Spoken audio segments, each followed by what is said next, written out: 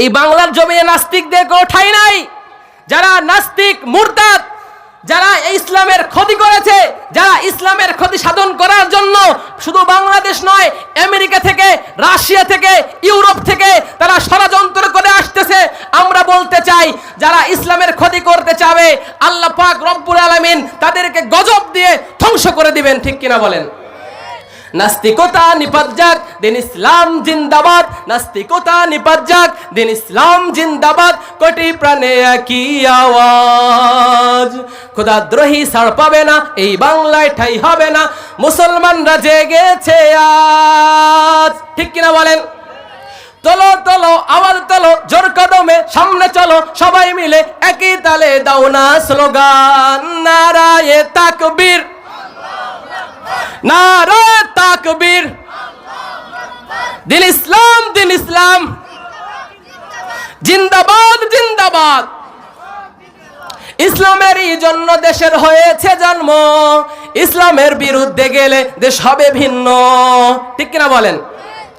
ইসলামেরই জন্য দেশের হয়েছে জন্ম, ইসলামের বিরুদ্ধে গেলে দেশ হবে ভিন্ন। ইসলামের বিরুদ্ধে যারা নিয়েছো অবস্থান, এই বাংলায় ঠাই হবে না, যাও হিন্দুস্তান।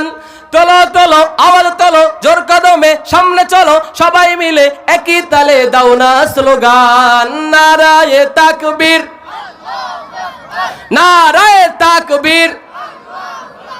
দিন ইসলাম, দিন ইসলাম জিন্দাবাদ, জিন্দাবাদ। মুসলমানের এই দেশেতে নাস্তিকদের ঠাঁই নাই। নাস্তিকদের পক্ষে যারা, তাদের কোনো রক্ষা নাই। ঠিক কিনা বলেন? মুসলমানের এই দেশেতে নাস্তিকদের ঠাঁই নাই। নাস্তিকদের পক্ষে যারা, তাদের কোনো রক্ষা নাই। এই দেশেতে থাকতে হলে কোরআন মানতে হবে, কোরআন না মানলে তারা বিতাড়িত হবে।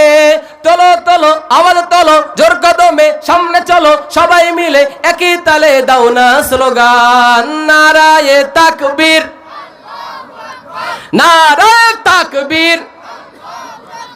দিন ইসলাম, দিন ইসলাম জিন্দাবাদ, জিন্দাবাদ। মাশাআল্লাহ। আল্লাহ পাক রব্বুল আলামিন কুরআনুল কারীমের 30 নম্বর পারা 85 নম্বর সূরা, সূরা বুরুজের মধ্যে আল্লাহ রব্বুল আলামিন 4টা জিনিসের কসম খেয়েছেন। আল্লাহ রব্বুল আলামিন সূরা বুরুজের মধ্যে সুন্দর করে বলেন, ওয়াস সামাঈ যাতিল